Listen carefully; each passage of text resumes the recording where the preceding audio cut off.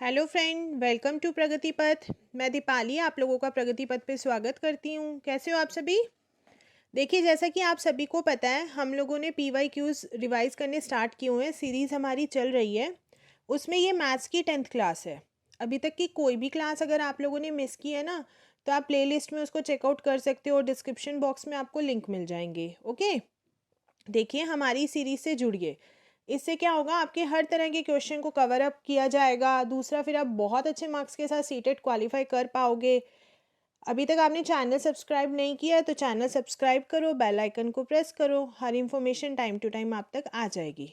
Okay, तो चलिए आज की सीरीज का फर्स्ट क्वेश्चन लेते हैं। देखो, कक्षा 4 के समय के मूल्यांकन का या के प्राचल होगा या होंगे। द पैरामीटर क्या होंगे अगर हम फोर्थ क्लास में टाइम पर बच्चों की असेसमेंट कर रहे हैं तो ठीक है। तो क्या हम उनसे क्या बोलेंगे, सिर्फ जो सदृश घड़ी होती है उस पर समय पढ़ के दिखा दो हमें, एनालॉग जो क्लॉक होती है उस पर। या फिर हम बच्चों को मतलब दोनों तरह की घड़ियां पर समय पढ़ना चेक करेंगे, देखेंगे कि क्या उनको half past, quarter to AM PM या मिनट और सेकंड के रिलेशन के बारे में भी पता है या नहीं पता, है ना। या फिर हम क्या करेंगे कि हम सिर्फ उनको डिजिटल क्लॉक पे रीडिंग करने का चेक कर लेंगे, AM PM का कॉन्सेप्ट पूछ लेंगे। या फिर सिर्फ अंकीय गणित पर टाइम रीड करना देखेंगे। तो बताइए, हम असेसमेंट कर रहे हैं बच्चे की, तो फोर्थ क्लास के बच्चे की, तो हम क्या क्या चीज़ों को चेक करेंगे। हम सेकंड ऑप्शन को सेलेक्ट करेंगे। क्यों? क्योंकि हम देखेंगे ना क्या बच्चा दोनों घड़ियों में टाइम देख पा रहा है, क्या उसको हाफ पास्ट, क्वार्टर पास्ट इनकी नॉलेज है, मिनट सेकंड का रिलेशन पता है। तो हमारा राइट ऑप्शन होगा ऑप्शन नंबर बी, सेकंड वाला। नेक्स्ट क्वेश्चन पे चलते हैं। टॉल शेप ऑफ मैथमेटिक्स, ये जो NCF 2005 में ये जो टर्म यूज़ की गई है, तो ये किस चीज़ को रेफर कर रही है? गणित की लंबे आकृति ये किस ओर संकेत कर रही है? सॉल्विंग चैलेंजिंग प्रॉब्लम, बच्चों से चुनौतीपूर्ण समस्याओं को हल करना, या फिर क्रिएटिंग मैथ्स के गेमों का सृजन करना, या फिर हैंड ऑन एक्सपीरियंसेस उन लोगों को प्रोवाइड करवाना, या building of one concept to another, एक संकल्पना पर दूसरी संकल्पना बनाना। तो देखिए, ये जो इन लोगों की ये है ना टॉल शेप ऑफ मैथमेटिक्स, ये मेंशन करती है एक संकल्पना पर दूसरी संकल्पना बनाना। जैसे कि थोड़ा बेस क्लियर हुआ, देन उससे रिगार्डिंग आगे कराना, देन आगे इस तरह से, मतलब एक बिल्डअप करना one concept to another. Okay, तो ऑप्शन नंबर जो 4 होगा वो राइट होगा। नेक्स्ट पे चले। देखिए, इन्होंने बोला कंसीडर द फॉलोइंग 5+3 = व्हाट। इन्होंने बोला कि ये ना क्लोज एंडेड क्वेश्चन है, तो इसका ओपन एंडेड क्वेश्चन क्या बनेगा? ओपन एंडेड क्वेश्चन मैंने आपको बताया था जिसके मल्टीपल आंसर होते हैं, क्लोज एंडेड जिसका एक लिमिटेड आंसर होता है। फाइंड द सम ऑफ 5 और 3, 5 और 3 का योग ज्ञात करना, या 5 में क्या ऐड किया जाए जो 8 आ जाए, या कोई दो संख्याएं जिनका सम क्या हो, जिनका सम हो 8, या फिर 5 और 3 का सम क्या होगा। तो देखिए, इन्होंने क्या बोला, क्लोज एंडेड क्वेश्चन दिया ना, ओपन एंडेड पूछे कि कौन सा होगा। इसमें भी लिमिट बना दी कि 5 और 3 का ही एडिशन बना के हमें बताओ कि क्या होगा, तो ये तो नहीं होगा, ये तो क्लोज एंडेड है। 5 में क्या जोड़ा जाए कि 8 आ जाए, 8 में से 5 को सब्ट्रैक्ट करेंगे, ये भी लिमिट कर दी। 5+3 का पूछा, ये भी लिमिट कर दी, है ना। तो इसमें हमारे पास मल्टीपल ऑप्शन निकल सकते हैं ना, मल्टीपल आंसर्स निकल सकते हैं। कोई भी दो संख्याएं, वो दो संख्या ये भी हो सकती है, वो दो संख्या ये भी हो सकती है ना। तो फिर वो दो संख्या ये भी हो सकती है। तो ओपन एंडेड का जो राइट ऑप्शन होगा वो होगा ऑप्शन नंबर 3, कि हम लोग कोई भी दो संख्या उन्हें बता सकते हैं जिनका आंसर क्या हो, 8 हो। तो option number C is the right. Next question पे चलते हैं। फरहान ने विद्यालय के पुस्तकालय में जाने पर यह पाया कि जो स्टोरी वाला सेक्शन है ना, उसमें 100 बुक क्या है, ख़राब हो चुकी है। ठीक है, 20 बुक्स वहाँ से मिसिंग हैं, 219 बुक्स अब भी शेल्फ में रखी हैं, और 132 जो बुक्स हैं वो स्टूडेंट को इशू की कर दी गई हैं। तो ये पूरी स्टोरी इनको सुना रहे हैं बच्चों को, मतलब ये जो स्टोरी बुक से रिलेटेड लाइब्रेरी की जो बातें हो रही हैं, इससे टीचर क्या उन बच्चों के अंदर कौन सी वैल्यू को डेवलप कर रहा है, ये आपका क्वेश्चन है। ठीक है, दूसरों की हेल्प करना, अपनी बुक्स को शेयर करना, बुक्स की टेक केयर करना या सेंस ऑफ कॉपरेशन या संवेदनशील के सहयोग की मतलब सहयोग की संवेदनशीलता। तो देखिए राइट ऑप्शन क्या होगा, ऑप्शन नंबर थर्ड, वो टेक केयर करना सिखा रही हैं बुक की कि किस तरह से हमें बुक की देखभाल करनी चाहिए। देखिए नेक्स्ट क्वेश्चन, मैंने आप लोगों को पहले भी स्थानीय मान, प्लेस वैल्यू और फेस वैल्यू के बारे में बताया। सेम ये क्वेश्चन ऐसा ही है कि उसमें योग पूछा था, किसी में अंतर पूछ लेंगे और किसी में गुणनफल पूछ लेंगे। तो देखिए आपको ये टर्म दी हुई है, इसमें 5 और 6 के स्थानीय मानों का गुणनफल पूछा है, प्रोडक्ट पूछा है। तो देखिए 70560, मैंने आप लोगों को बताया था प्लेस वैल्यू क्या होती है, किस स्थान पर है वो, वंस पर है, टेंस के स्थान पर है, 100 के स्थान पर है, 1000 के स्थान पे है या 10,000 के स्थान पे है। ठीक है, तो 6 का बोला, 6 10 के स्थान पे है तो 10 से मल्टीप्लाई कर दो, 60 आ गया। 5 के स्थान पर है तो 500 के स्थान पर है तो 100 से मल्टीप्लाई कर दो, 500 आ गया। अब इन दोनों को आपस में मल्टीप्लाई करोगे तो क्या आएगा, इन दोनों को अगर हम 50 और 60 को आपस में मल्टीप्लाई करेंगे तो हमारा आंसर आएगा 30,000। तो ऑप्शन नंबर सी देखें, हाँ सही है। ठीक है, नेक्स्ट क्वेश्चन देखो कितना इजी है। इसको 43 से डिवाइड करना है और फिर बताना है कि भागफल या फिर क्वोशिएंट क्या आ रहा है। तो देखिए ये सम तो बहुत इजी है, आप लोग भी कर पाओगे, है ना। अगर कोई भी इश्यू आए तो आप लोग मुझसे कमेंट सेक्शन में पूछ सकते हो, मैं आप लोगों की हेल्प करने को तैयार हूँ। तो ऑप्शन नंबर सेकेंड जो होगा वो इसका करेक्ट आंसर होगा। ओके, नेक्स्ट क्वेश्चन पे चलते हैं। इन्होंने बोला what should be subtracted from the product of this, इन दोनों के मल्टीप्लिकेशन में से क्या माइनस किया जाए कि ये आ जाए। तो देखो 3001 इंटू 101, क्या माइनस करूँ मुझे तो नहीं पता अभी तक कि ये आ जाए, है ना। तो देखो इन दोनों को अगर हम माइनस करेंगे तो हमारे पास आएगा, इसमें से क्या माइनस करें हमें नहीं पता, तो हम इसको इसमें से माइनस करके देख लेते हैं एक बार।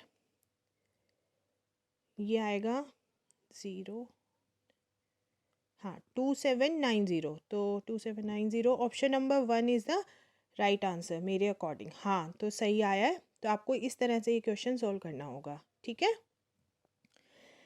देखिए इस तरह के क्वेश्चन भी बहुत आते हैं सीटेट में। आपसे 36 और 40 का सबसे छोटा सार्वगुणज एलसीएम निकालोगे, एलसीएम पूछा, फिर उसको डिवाइड करो 18 और 45 के जो मतलब कॉमन फैक्टर होते हैं उससे इनको गुना करो, सॉरी भाग करो, तो क्या आंसर आएगा, इन्होंने ये आपसे क्वेश्चन पूछा है। तो देखिए 36 और 60 का अगर हम एलसीएम लेंगे तो हमारे पास आएगा 2 × 2 × 3 × 3 × 5, मल्टीप्लाई करोगे तो कितना आएगा, हाँ 180। ठीक है, अभी 18 और 45 के जो कॉमन फैक्टर है, देखो किसकी टेबल पे ये दोनों जा रहे हैं, 9 की टेबल पे जाएंगे, इनको इसको 9 से डिवाइड कर दो, कितना आएगा 20 आंसर आना चाहिए आप लोगों का। तो ऑप्शन नंबर 1 जो होगा वो करेक्ट होगा। ठीक है, देखिए इस तरह के क्वेश्चन भी सीटेट में आपको बहुत देखने को मिलेंगे। इन्होंने बोला 10 दहाई, 11 सैकड़ा और 12 इकाई किसके बराबर है, और सबके बीच में प्लस के साइन है। तो ये इकाई होता है, दहाई होता है, सैकड़ा होता है। ठीक है, वंस, टेंस और 100। ठीक है, इन्होंने क्या बोला इकाई, तो मतलब 1 से मल्टीप्लाई करो कितना आया 12 आया। 11 सैकड़ा, 11 मतलब 100 आएगा, 100 से मल्टीप्लाई करा तो ये तो 1100 आ गया। ठीक है, 10 दहाई, तो 10 को 10 से गुना करना पड़ेगा तो कितना आ गया 100 आ गया। तो सीधा सीधा आंसर क्या आ गया 1212, 1212, तो option number D is the right. हाँ option number D is the right. अभी देखो नेक्स्ट क्वेश्चन है, नंबर ऑफ फैक्टर्स निकालो किसके 42 के गुणनखंड, किस किस की टेबल पे हम 42 को डिवाइड कर सकते हैं, 1 पे कर देंगे, 2 पे कर देंगे, 3 पे हो जाएगा, 4 पे नहीं जाएगा, 5 पे नहीं जाएगा, 6 पे जाएगा, 7 पे जाएगा, 8 9 नहीं जाएगा, 10 पे नहीं जाएगा, नहीं फिर सीधा जाएगा 14 पे, देन 21 पे, देन 42 पे। कितने हैं ये काउंटिंग में, 8, है ना। तो सेकेंड वाला B option is the right. Next question पे चलते हैं। 3488 को 12 से भाग करने पे प्राप्त क्षेत्रफल और 2478 को 11 से प्राप्त भाग करने पर प्राप्त क्षेत्रफल में डिफरेंस बताना है। कितना सिंपल क्वेश्चन है, ऑप्शन नंबर ए आंसर बता रहा है, तो कैसे बता रहा है एक बार सॉल्व करके देख लेंगे। 3 4 डबल 8 को 12 से, 12 टू ज़ा क्या होता है 24 होता है, माइनस करेंगे 12 नाइन ज़ा क्या होता है 108 होता है। तो ये चीज़ यहाँ 8 यहाँ पे आ जाएगा, ये तो क्रॉस हो गया है ना, तो 8 बच गया एज अ रिमाइंडर। नेक्स्ट क्या है 2 4 7 8 को 11 से करना था, 11 टू ज़ा 22 होता है, 27 हो गया, देन 11 टू ज़ा फिर 22 होता है, 58 आ गया, फिर 11 5 ज़ा 55 होता है, तो 3 आ गया, 3 एज अ रिमाइंडर आ गया। दोनों के रिमाइंडर का अंतर पूछा था, माइनस करोगे तो क्या आएगा 5 आएगा, 8 में से 3 गया 5। हाँ तो 56 का हमारा भी ए का आंसर 5 आ रहा है, सॉरी 56 का आंसर हमारा भी 5 आ रहा है, जो ऑप्शन नंबर ए है। ठीक है, नेक्स्ट क्वेश्चन पे चलते हैं। एक रेलगाड़ी पी स्टेशन से 8:18 पे सुबह निकलती है, क्यू पर पहुंचती है 10:28 पे पीएम पे सेम डे पहुंच जाती है। आपको बताना है कि वो कितना टाइम ले रही है वहाँ तक पहुँचने में। ठीक है, अगर मैं इसको 24 घंटे वाली घड़ी में कन्वर्ट करूँ तो ये 22:28 हो गया है ना, और ये 8:18 हो गया। हाँ 8:18 है ना, तो ये 0 1 12 में से 8 गए 4, 14 घंटे 10 मिनट का उसको टाइम लगा उस स्टेशन पे पहुंचने पे, है ना। देखिए हमारा आंसर 57 का ए, हाँ हमारा आंसर राइट है। अभी देखो इस तरह के क्वेश्चन बहुत इंपॉर्टेंट होते हैं, ये ध्यान रखना। इन्होंने बोला 14 लीटर 280 संतरे का जूस और गाजर का जूस, इन दोनों को मिला दिया, मिक्स कर दिया। ठीक है, 15 बोतलों में 1.5 लीटर जूस आ रहा है, तो आप बताओ शेष कितना, मतलब जितना जो मिक्सचर था ना इन दोनों जूस का, वो कितना मिक्सचर बच गया। तो देखो ये कितना था, इसको 14 280 और 18 830, इनको प्लस कर देंगे हम, ये आ गया 0 1 11 11 12 और 1 13, 33 लीटर और 1 1 10 मिलीलीटर। ठीक है, अब इन्होंने क्या बोला 15 बॉटल्स है ना, उसमें 1.5 भरा जा रहा है, तो 15 बॉटल में 1.5 लीटर भर पाते हैं, तो इसको इससे मल्टीप्लाई करेंगे, हमारा आएगा 22.5 लीटर। तो बस इसमें से इसको माइनस कर दो, हमें पता लग जाएगा कि कितना जूस बच गया हमारे पास। तो हमारे पास जो जूस बचेगा उसकी वैल्यू आएगी 10 litre 610। Option number D is the right. Clear हुआ ये सम? इस तरह के सम ना आपको सीटेट में बहुत देखने को मिलेंगे। देखिए नेक्स्ट क्वेश्चन, एक पिज़्ज़ा है, ठीक है, उसका 1/4 जो पार्ट था वो तो रेनू ने खा लिया, अभी जो बाकी बच गया ना वो 12 बच्चों में इक्वल इक्वल बांट दिया। तो आपको बताना है इनमें से हर बच्चे को पिज़्ज़ा का कितना पार्ट मिला।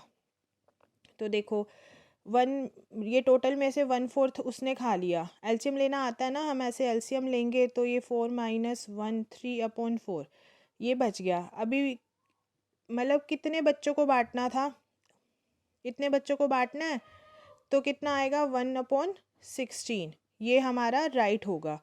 ठीक है, तो option number A is the, option number जो ए है वो हमारा एकदम राइट आंसर है।